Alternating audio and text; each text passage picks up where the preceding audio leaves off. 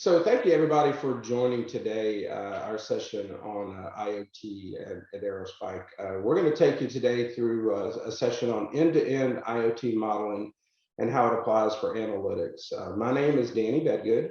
I'm the Global VP of Industry Solutions here at Aerospike. And joining me is Ajay Sony, who is our Client Services Architect. Ajay has a lot of experience in the real world of building IoT and machine learning architectures and systems.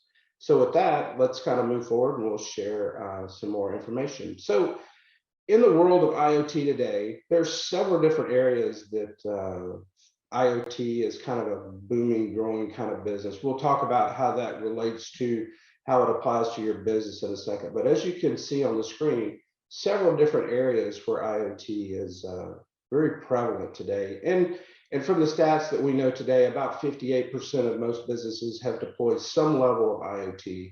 Others are kind of moving into that market as well. But IoT is a broad technology that really brings a lot of business value to a lot of companies.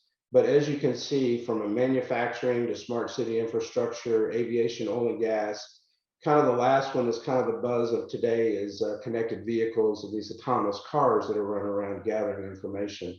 These are all IoT systems that drive a lot of data, and the data decisions and architecture that you put behind these is very critical as you architect your business solutions around that. Ajay? So when you build an IoT system, or you're actually in the thought process of what do I do and how do I apply this to my business? So you've got tons of IoT devices, and there are a lot of different locations around the world, maybe even in the US, maybe even in your manufacturing space. So as you deploy that, you have to think about, where's my data? Is it correct? Is it corrupted? Is it my data or somebody else's data? And then when I look at the data, I have to timeline that data and say, do I need really a quick access to the data? Is it disparate? Is it something that can be static? And how do I process that data? And then when I decide the data architecture, what are the insights that I can build out of that? And are they affecting my business? Are they insightful to my business? And kind of as we move forward into this talk, where do AI and machine learning really fit in the IoT model? How can I apply those two assets and processes to my business to make insights to really drive me to any shifts or paradigms or transitions for my business? So with that, Ajay. So I'm going to take you through an architecture driven by customer journeys. So when I talk about the value of IoT within an enterprise, I really want to focus on the customer journey. The customer journey has particular things that need to be driven by insights, which are happening in the real world where machines and people are interacting with. So this journey I'm going to take you on, this is a very high dense diagram. Don't worry if you can't read this, because I'm going to break down some of these diagrams in later section, and you can take these, you'll have the presentation to actually zoom in better. But generally, I wanted to show this high level diagram, which you probably can't read at the moment. We'll go into detail in each areas. But what it's showing on the left-hand side is your physical world. Now, the physical world can be an area within a factory. It could be a particular location like an airport, or it could be a metropolis like a city, etc. So, and obviously all these environments connect to each other, etc. Now, we have a growing number of machines, be it autonomous machines like drones, to robots and vehicles in these environments, and they're interacting with the environments and doing various smart behavior, etc. And these machines do have some smart intelligence built into them to actually do a lot of the capabilities that we see that are very, very, intelligent. And these are derived from taking information from the environment and understanding what's going on. Now, because it's real time, that has to be done closer to where the decision has to be made. It can't just go to the cloud and actually do your decisioning in the cloud. It has to be close to that. But in a lot of things, a lot of its intelligence comes from better understanding, better using the data around in the environment. And improving those machine learning models on the actual device itself to do its job better. The other type of intelligence we have is you've got smart behavior in robots, they can carry out their job, but also with users, for example, customers and employees, trying to give them better insights or on better decision making for the device they're using, for example, a smartphone, an application that gives better information and information presented to the user in a particular way, or a notification when something happens, especially in an environment where it's dangerous or an environment where there's time criticality, etc. So the key thing about this diagram is that on the left-hand side, you have machines and customers and users, etc., interacting with the physical environment. When we have the physical environment, for us to actually build intelligence in the environment, we need to be able to create a digital twin. A digital twin is basically a synthetic environment that mimics and models what's happening in the physical world. So by having this digital representation of a physical world, now the physical world is not static, it's changing all the time. There's a lot of things changing, a lot of things are happening, a lot of entities moving around and doing things, particular operations. This model needs to be up to date to be able to then to actually generate insights. Those insights then generate processes and schedule resources and provides the notification and information to the device, the applications that the user has or the robots, etc. So the key thing about this diagram, that a lot of information goes from the physical world. We create a digital representation in the middle. We generate insights, which drives processes and which drives communication or deploys resources. And that's the kind of like feedback loop we get. But also we have an internal feedback back to the device, back to the sensors, etc. So I'm going to go through this sort of like flow of information from raw data to insight to making it actionable. So Ajay, quick question. So you mentioned digital twins. That's kind of a new word or new term in our world today. But and I'm asking you because you've done this a lot in your past and real world experience. That's kind of the model to run these, where I don't have to put a lot of expense into setting up these systems and really get some insight. So it's not that I have to lay out a whole new IT architecture, but I can really kind of run a twin beside it and gain insights quickly and then learn those back to my business. Is that what a digital twin kind of where it fits? Yes, correct. Correct. The key thing about a digital twin is situation awareness. What is actually happening right now? What the question you want to answer with the digital twin is, what has happened, what's happening right now, what's likely going to happen? And the digital twin is, people see it as a snapshot, or one of those three: past, current, future. But there's another thing that a lot of people are doing, which is really important, is actually scenario testing. So because you have a digital representation, you can play different scenarios, see what would, when I say you, I mean the algorithms can actually say, what is the next best action based on the situation. For example, it could be an emergency response, or to a point where, something's happened, a metro is shut down. What is the net effect of that? So those scenarios, or likely scenarios, can be played through. And, with COVID happening, a lot of companies are trying to build digital twins of how people move around, how the transportation, how vaccination will impact the economy, etc. So a digital twin has a lot of areas, facets on it, but it's a very powerful thing. But in terms of IoT, we can answer a lot of questions just by using a digital twin. We don't need to look at, a lot of IoT systems look at sensors and take insight just from the raw sensor. Right. A digital twin takes multiple aspects of real-time data and non-real-time data. And the benefit of using Aerospike is, which we'll go into in a moment, is you don't need separate systems to actually manage all the separate data and fuse the data together, which is very, very complex, and the IT costs are massive. In Aerospike, we can actually layer this information and create those digital twins in one environment and create additional layers of insights, which we'll go into in a moment. Thank you. Okay. Let's just drill down to why, on the left-hand side of that diagram, is why do we need to have, IoT, intelligent IoT? one of the key things, as I mentioned, is the key aspect of autonomous system is better decision making to provide better automatic smart behavior. Now, I've listed some of the examples here, like drones navigating and dropping off things. We'll see more and more of that happening, and especially non-urban areas where we need to drop something out, medical supplies to somebody who's in a desert on a road for some reason, and they break down or something's happened, that we can dispatch a drone immediately to them based on some triggered events and some telemetry, satellite data, etc., where to go, etc. To something like medical devices, where the medical device needs to monitor the patient and actually make sure that the correct air pressure, especially with breathing apparatus, is correctly applied. But they don't work in isolation. They work with the environment, and the environment can have other objects, other robots, or other things there, but they can also have other people in that environment.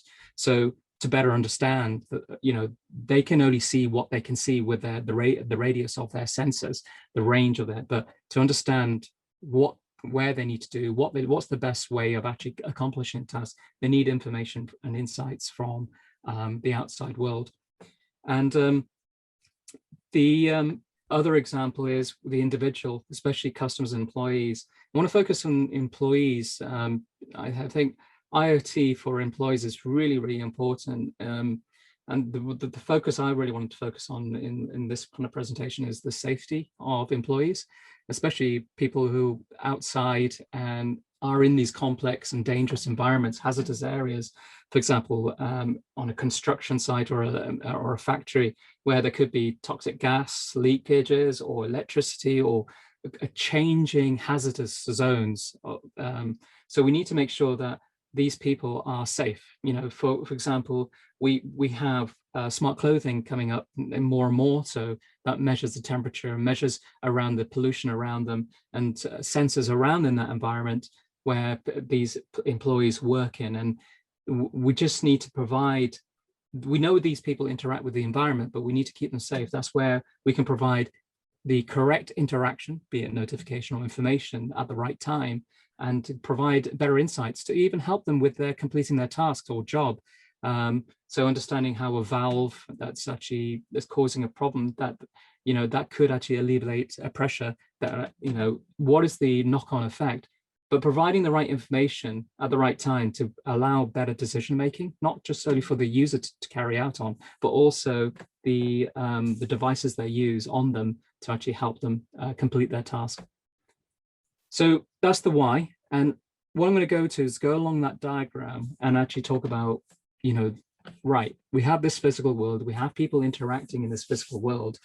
We need to start creating this digital representation, this digital twin, so we can better understand what's happening in the environment and actually try to figure out what we can do next in that environment.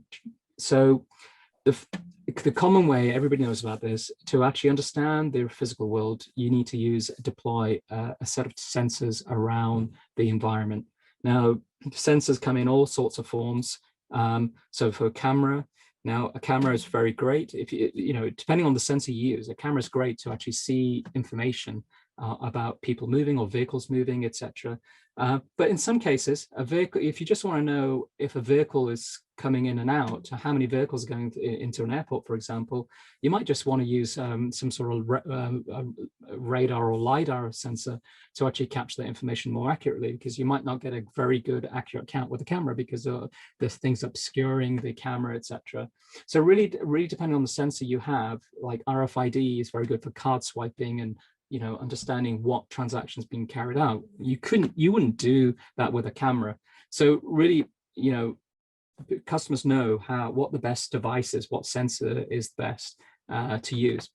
Now, all these sensors generate a huge amount of data, and this data needs to be processed at different speeds. Now, one thing about the data is the data is it can be not structured. It could be just raw video data to more structured, like RFID information. So the data is coming at different velocities, different scales, and it can be very, very noisy. But we need to be, instead of the sensor being able to pre-process it, it doesn't know what to remove from the noise, because the noise might have some signal in it. So we send it to some ingestion and we get some sort of compute happening. Now, some of that compute can live on the edge. Now, we're in the advent of using 5G infrastructure, which is much better than Wi-Fi, stronger, better persistent connections, and leveraging that kind of capability. Our sensors can be connected in that 5G network where we have local nodes on the edge, where we're doing processing. You know, the sensor may not have the storage or compute capacity to do facial recognition, to extracting the signal from the noise. So we can use local processing edge capability. Now, I put examples here of using Intel's OpenVINO and OneAPI techniques, where they have a lot of models already pre-programmed, like 200 plus models, to do recognition of various things, time series to object recognition. So you can leverage those today. It's all open source now, and the models are to a level where you can take the model of object recognition, like shoes, and then train them better to actually get the brand of shoes, etc. They're ready to go. So they can sit on the edge. So knowing that the edge, using a camera, can count how many pedestrians go past or number plates going past, that information is what you would send centrally, because the reason why you send it centrally is to actually try to get an understanding of what's happening in the entire physical space.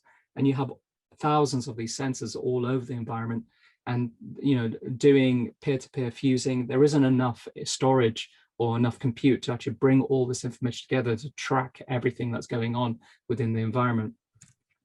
So let's just talk about, we have these sensors, we have these edge compute nodes, which are generating data. They should be to the point the signals extracted what we're interested in already. This data comes in at different velocities, and we want to be able to store this data in one environment, because what we want to be able to do is actually fuse the information together. Let's just focus on the data. Now, the way I see it with Aerospike, how we implement it, is each data type or each data data coming in comes into a separate namespace. Now, within Aerospike, you can have hundreds of namespaces. Now, they can hold different types of information. For example, here we have street GIS information, and we have information about transportation moving around. We have another data set, which is about the workforces, etc. You get the idea here. Now, the data within each layer is structured totally differently from each other. The way the data comes in, depending on how fast you want to store this information, or how you want to process this information or extract information of it, you can configure the namespaces within an Aerospike cluster to be different storage mediums, be it high-speed memory or persistent memory, or down to flash or hard drive information. So depending on the ingestion speed and how you want to extract the information, how quickly you want the insights to be created from this, which we'll cover in a moment, it is entirely it's just a configuration exercise and a sizing exercise to actually do that. But the key thing is with Aerospike is you don't get another database in there into your environment. You use the same cluster and you configure it differently. Oh yes, yeah, a bit more flash, a bit more memory, etc. But it's the same software. And you don't need to worry about, okay, I need to integrate with this, I need this connector here, this thing. You just want to focus on the use case and try to get these insights. Now, we're going to cover insights in a moment. So this diagram shows we can take data in, reference data, sensor data, put the data in the appropriate layers. In Aerospike speak is namespaces and sets.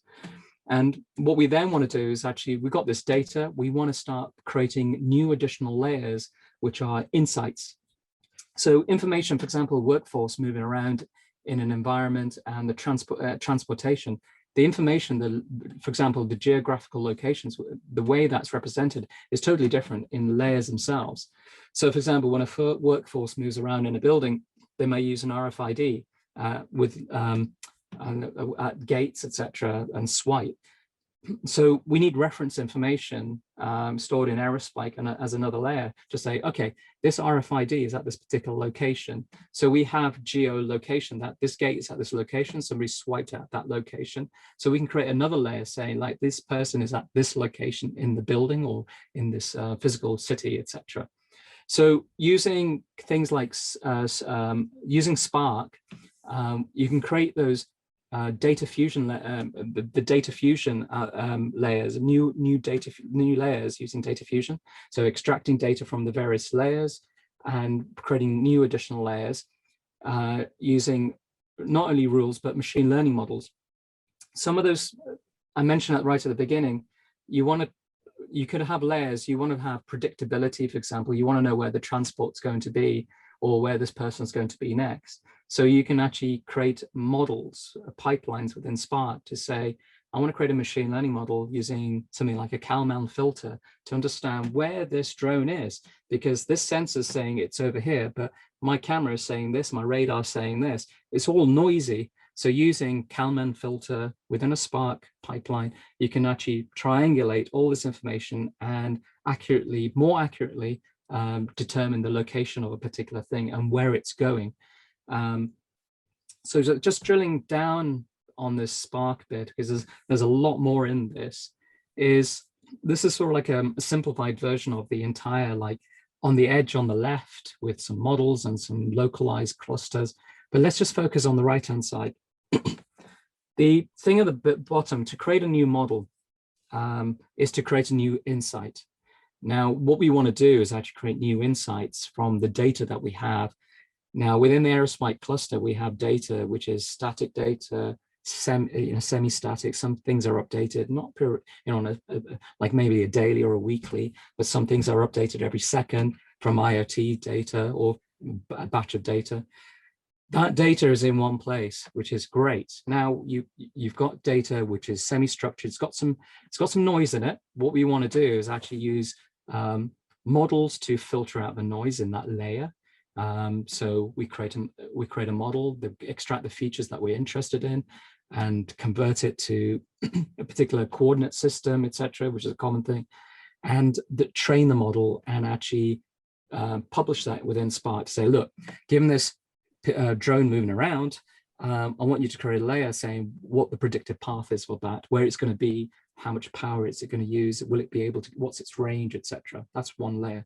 Then you might need you want to deliver something, for example, in a drone or in the context of a safety employee, that this person's going to walk into a geofence saying that this is a danger zone. We need to alert them before they go into the danger zone.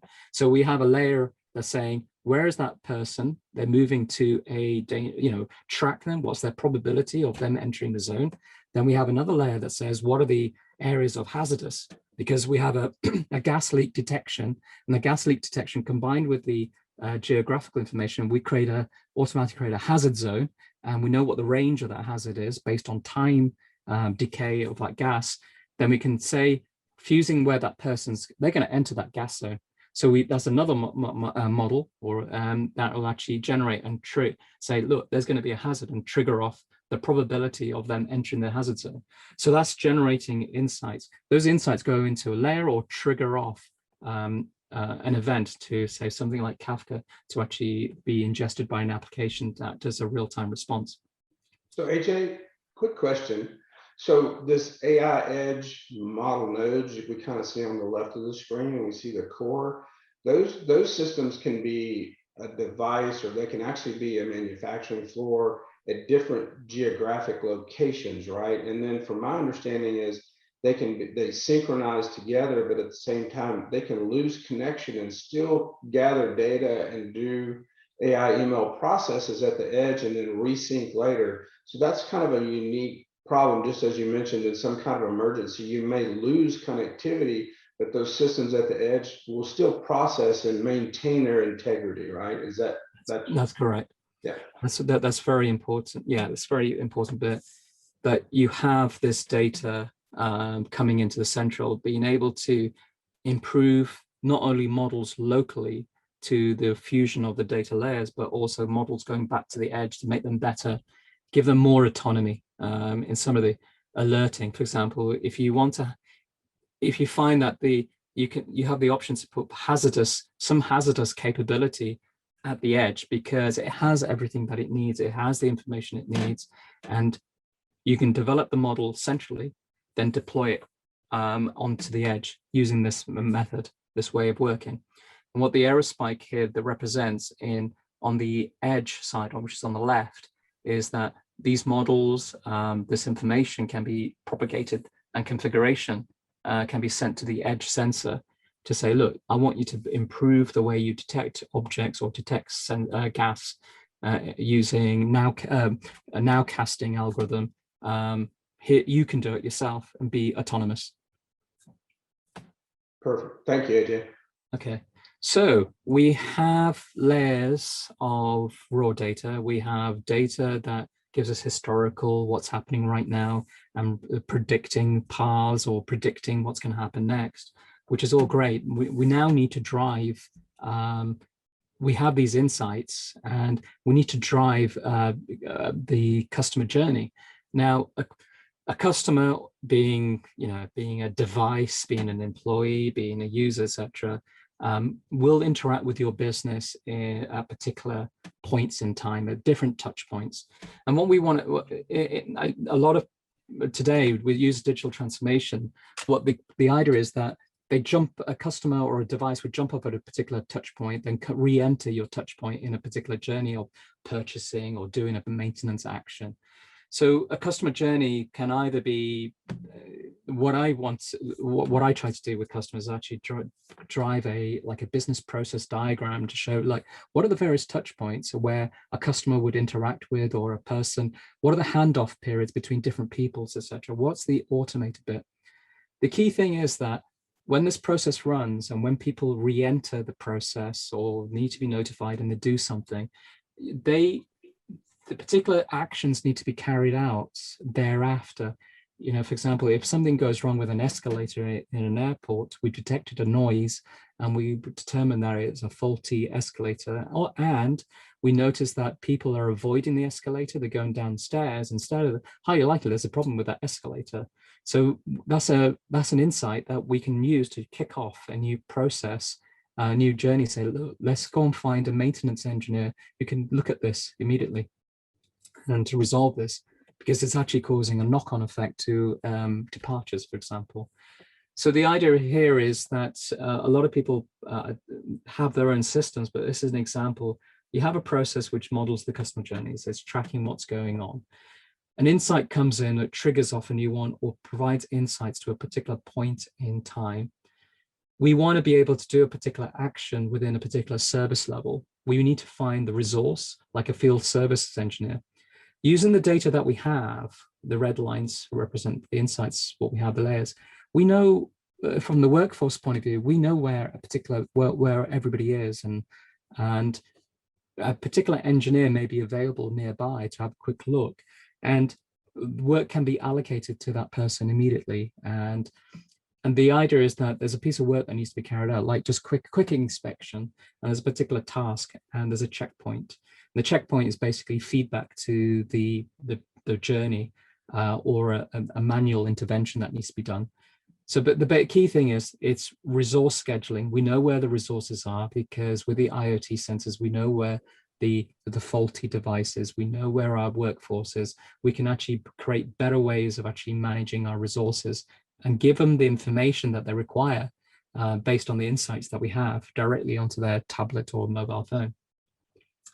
And the other side of it is that we want to be able to communicate to a customer, for example, or we need to contact them. So what we want to try to do is remove that human latency, or system to human latency, get that information to the person at the right time. Because we have the customer 360, now, as you can imagine, I've alluded to that Aerospike can not only hold IoT data and reference data, some of that changeable data, that data can be customer data as well, the customer transactions, it could be inventory, it could be all that information. The key thing is that Aerospike, we have a lot of use cases where we use Aerospike as a customer 360-degree view of everything about that customer. But now with IoT data, we can actually figure out we can see what is going on with their appliance, for example, and the appliance needs maintenance on it. And we can actually automate an action saying, look, we know there's going to be a fault in your appliance, so we can send a notification to the customer saying, look, would you like to book in a scheduler, a service engineer? Or to the point where you're high likely your diabetes monitor is going to go, hi, we know you're on this diabetes monitor and these medications, but a doctor is notified that this instrument that they're trying or this medication is not working. The doctor needs to contact the customer, and the doctor can see the information about the medical device, how its performance is like, what medications they're on, and actually advise them to give them take another different type of device or a different type of medication. But all that information, as you can imagine, is all within this ecosystem. And you're reducing that latency to, it may be important because it might cause adverse problems, or it may you might lose a customer if they're not given a particular level of service. So what I'm going to go into just briefly is some of the data modeling side of things. How do I think about data modeling with IoT data and try to generate insights? The key thing is that when we model data within an Aerospike environment cluster, as I mentioned, you can have different layers of information, which we call namespaces. And each namespace can have its own storage mechanism. Now, that, as I mentioned, that you choose the appropriate storage mechanism based on how quickly that data is coming in and how quickly you want the data out. Whatever you choose, we can scale very quickly, get the real-time performance, etc., in actually reading and writing. Now, within the namespace, you have different layers of data, so with data sets. And what I'm going to go, this is just an example of the kind of things that we can actually store. So, for example, in our IoT world, we may want to store sensor readings for the day, by the minute or the second, etc., collect that information. And what we want to be able to do is actually, that's all well and good. We want to create aggregates, particular aggregates, because we want to monitor a trend line or something that's happening, or a threshold is being breached. But if it does breach a little bit, but we're not really concerned about the little blips because it could be noise, we just want to see the trend over a day or a week, etc., to make a decision. The key thing is you're creating aggregates to make a decision or create that insight. Another example is in a person is moving around and we want to predict, well, we have an entity called a hazard area, and we want to create a geofence around that area. So that could be something that's created, a hazard's created, that's derived by a gas leak that's been detected. And we know that if somebody's exposed for 4 hours on this gas, that's very dangerous. So there is a level of hazardousness level, and there's a decay on that. So we might use geofencing and some sliding windows, how hazardous is that area that has that gas leak, and keep track of it within Aerospike as well. So the insight's already created for you. So if you want to know how bad that hazard is on a regular basis, or you want to know when changes are, the answer's there. So you create a data model based on what answers you want, what insights do you want to gain, and you'll get that at a very high velocity. Let's just go through a couple of examples of data modeling. This is an example where an RFID, in airport scenario, so we have a card which has an RFID chip in it, has a particular identity. And what we have at the bottom here is we have events coming in, rich events. Oops. We have rich events from the RFID and the RFID sensor, the card and the sensor. In this case, very simply, we know that the type of sensor is a gate, and there's a gate ID, which is a gate 1, and there's a card ID that was swiped against that gate. So we have that information there. And another event is similar on gate 3 at the same time. So you can imagine 2 queues of people going through the gates. And this is all well and good, but it doesn't answer any questions I want. So what's the question? What's the use case scenario for this data? Well, I want to know is how many, what events, who swiped at a particular gate. So you can have an aggregate saying, give me all the gates how many gates were you swiped by timestamp. So in this example here is, given this timestamp, I can see there was like 3 events at that point in time. That's what I want to know. I want to know who entered at that particular time. Now you could change the question. So this is the question, this is the answer. The question could be like, how many people, it could be a count, say what's the hourly swipe at particular gate 1 or gate 2, because you might want to say, do you know what, this gate is overloaded at this particular time. So you would create an aggregate based on that. Now, the key thing is you can start off with the raw data like this and create a simple aggregate, say, look, give me a collection of all the events on that particular time step. Then you can create another aggregate that says, look, give me a count by hour on a particular gate or a particular zone area. Because what I'm trying to do is actually see how many people are going through different airport gates, etc. You can create additional aggregates on top of this raw data. So you've got the raw data, you've got an insight aggregate. Now, one of the key things I mentioned here is that when you're collecting all this data, it could be a lot of data. You can have billions of records, you want to be able to manage this. In the use cases, like it's all I'm interested in is these aggregates, and the use case is stable. That's all I want to use it for. And what we want to do is actually, once we have that data, we keep that historical data because we want to do seasonality analysis. I'm not interested in the individual events from over 30 days ago. You can tell Aerospike to discard that data. It just goes away. You don't need it because you've got the most important information about, for example, the counts and the trends and the flow, etc. But what this gives you an opportunity is to create additional aggregates because you've still got 30 days worth of data. So it gives you a time delay. You got the raw data, but it may be too much to store, but you have the ability to create new aggregates on the 30 days. So, so it's just an example of that.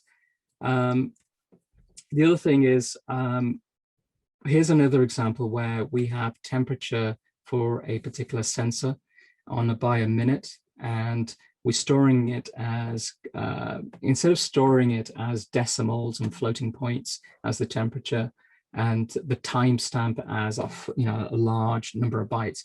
This example here talks about how can you smartly reduce the amount of data being stored in the table in a data set, is by utilizing very simple representations. So you've got a native representation of a timestamp coming in as year, month, day, hour, etc. But you have a record which actually has a sensor ID, the reading for the day. You don't need to store the day information in the timestamp in the column where the time is. You just want the minute in the day. So why not represent the 1400 minutes in the number of minutes in a day? And when a reading comes in, you store just the minutes in that day, and also the temperature. You're getting information in Celsius, and the absolute zero is 273.5. In this case, what we do is I just round it up to 274. So you can take your minus 20, minus 4.6 degrees reading. Instead of using 8 bytes up, for example, in floating point or double size, we can actually store it in 2 bytes just by doing a very simple math by adding 274 to get it above the absolute zero, and times it by 10. And then, we have a representation of 4.6 Celsius in just 2 bytes instead of using more bytes. So the point of these 2 slides is to actually show that when you create, you can store the raw data, but you can store it in a particular way that is less space, but also what is the question you're trying to ask? What insight are you trying to get? Are you trying to get, for a particular sensor, an area of an airport, for example, what's the min and max average temperature? Those are the kind of things that you should concentrate on to figure out what data needs to be collected by your sensor. So you have to go back to the diagram to say, right, this is the insights I want, but how do I model this? What data do I have from my sensors, and how do I derive the new data, and what do I need to store? the beauty of using one environment for your data store, either be it in memory or be it on flash, you can store all sorts of data, in one environment and process it using one connector, one API. And it's the same way of thinking. Whereas a lot of people are using separate systems to actually figure out how they're going to model a particular scenario and capture or be it insight and try to bring it all together. It becomes very messy because this environment is changeable and you need to be able to do quick turnaround loops. That's our presentation, and what we're going to do is actually go into a period of questions and answers. Danny, do you want to say anything? Yeah, I was going to say, thanks, Ajay, for going into that model and all the detail. It definitely shows that you built these in the past. I was going to say, too, that a lot of the diagrams that Ajay shared are very complex, so they're very small. So these presentations will be online during the summit, so you can download them and kind of learn through your leisure as well. But at the same time, I just want to invite everybody, to ask questions. And you can see from our experts here today that we're able to build these models, and we look forward to working with you as you move your businesses forward. So thanks everybody for joining, and thank you, Ajay. Thank you. Good morning, good evening, everybody. This is George from Aerospike. First, I would like to thank everybody for attending this session. And I would also like to thank Danny and Ajay for the great presentation. The next thing I would like to do, I would like to actually switch to the Q&A session. And in order for us to see questions, please paste them into the chat window. I already see actually one question, and I think a couple more coming. So the first question is, what is a digital twin and why is it important? Okay, I'll answer that one. So the key thing is that digital twin is a new way of doing things. And currently, the current way is actually you put something, if you wanted to do something in the real world, like automating machinery or automating, triggering air conditioning, you would actually do a simple use case for a specific thing. But the complex interactions within an environment involves a lot more things. For example, in air conditioning, it might involve the weather. They may involve people moving around, or the time of day, or could be the windows, or could be various things, etc. So the idea of the digital twin is actually take more information into consideration. Find the key thing is trying to cause and effect. That's what you're trying to build. And this has been a lot of industry now, manufacturing, automotive, construction, utilities, healthcare. It's a big thing. It actually helps them create new products and processes. So by creating this simulated environment, which is lockstep with the physical world. So I think that answers that question, why a digital twin is important. Thank you, Ajay. This is great. Great answer. And actually related to this question is related obviously to Aerospike. How can Aerospike help with creating digital twin? So I mentioned in the presentation about the different layers, etc. But let me phrase it a different way. Today, there's a lot of data being captured, and a lot of that data, majority of it is thrown away. It's classed as exhaust. And we have sensors, that do some things, and they may need calibrating, etc. And they may need to have more intelligence to recognize number plates, etc. But if you throw away the exhaust, you can't make improvements on those algorithms and models. Now, what Aerospike, let me just rephrase, Aerospike is very good at holding massive amounts of data at different speeds and different scales. And the key thing is that once you capture the data at either the edge or locally centralized or in the central cloud, you can start capturing and analyzing this information and actually improve those algorithms and models and push the models back down using Aerospike again as a vehicle of data closer to the edge for them to actually improve their way of sensing and actually providing useful information and removing the noise, becoming more autonomous. So hopefully that helps. Aerospike is very good at moving data at different speeds, and either locality. The other key thing is that it's elastic. Aerospike is very elastic. If you don't need to hard fix the layers, the namespaces, the data, you can actually change that dynamically.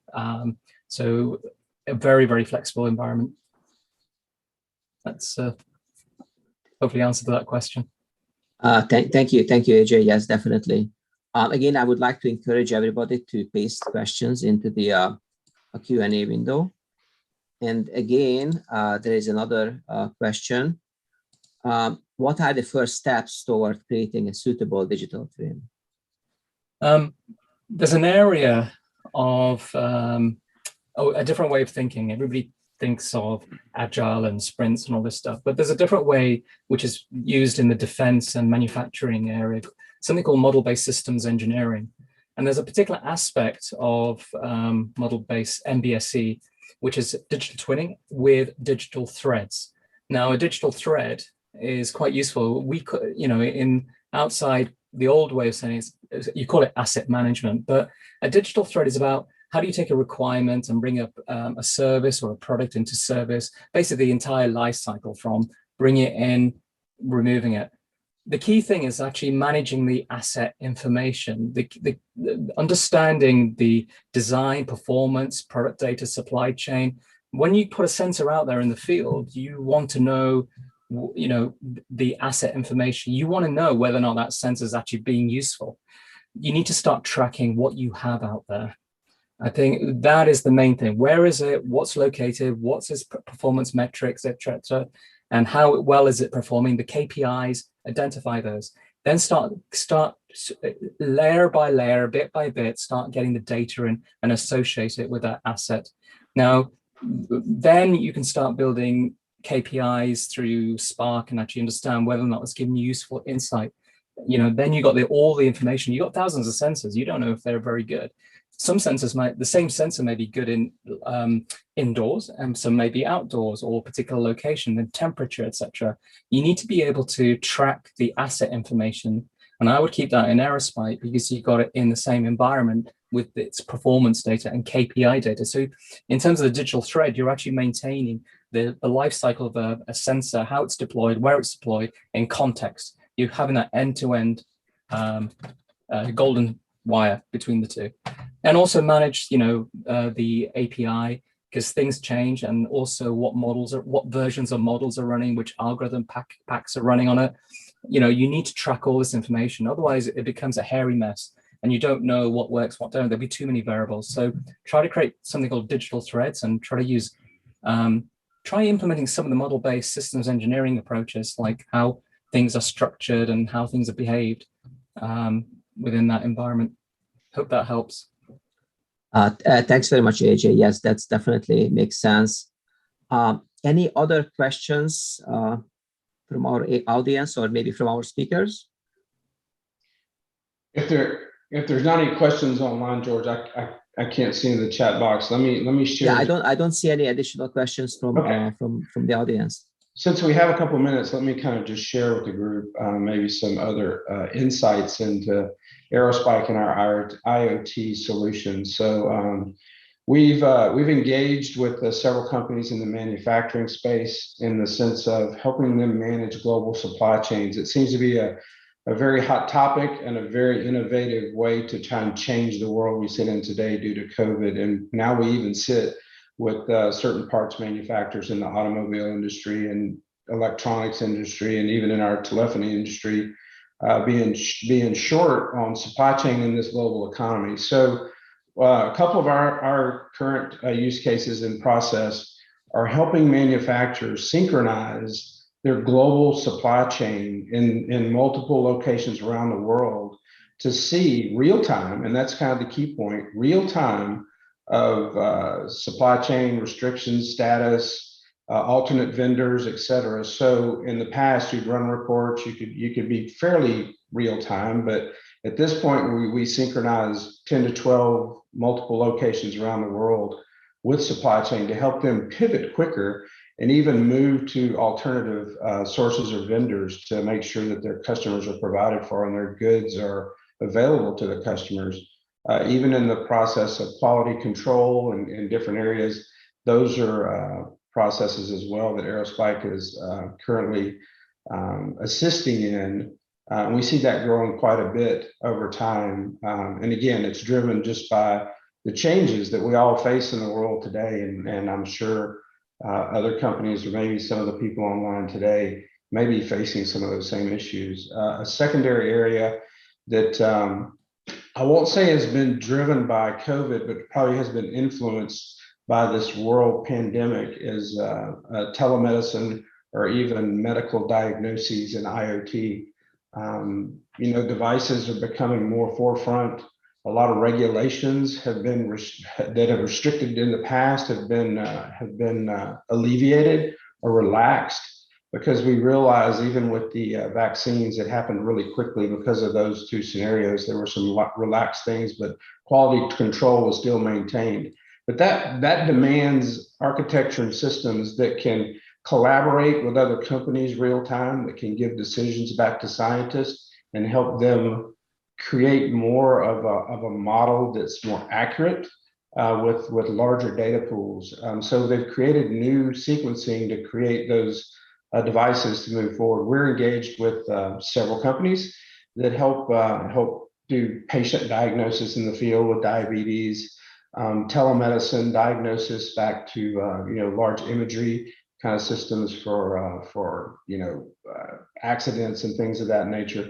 The future in that industry is obviously, we kind of see it down the road, is remote medicine and surgeries and those things. Those are I wouldn't say far future, but future. But the systems to build on those are being built today. Aerospike is probably one of the key engines in that, because as you realize, real-time inferencing and decision-making is absolute a positive in those worlds. So over time, the building of those large IoT systems is happening now. And the end result is those solutions at the end, where telemedicine and remote patient coverage will be a big thing for most countries, even outside of the United States of America. So I just wanted to share just a couple of things that Aerospike's engaged with. I'm sure people on the phone are at different points in their journey in IoT. A lot of people are in the research mode. Some people are in the discovery / POC mode, trying to apply those to their companies. And some of you guys and girls may be what we call fully engaged, rolling out large IoT platforms or developing on those as well. I'll offer to you that Aerospike has a lot of experience in those fields, and people like Ajay and others who lead us technically are kind of experts in their areas. So we offer our services to help you design and build those. And obviously, any questions you have, please feel free to share those with us, and we'd be glad to partner with you. So. Thank you, Danny.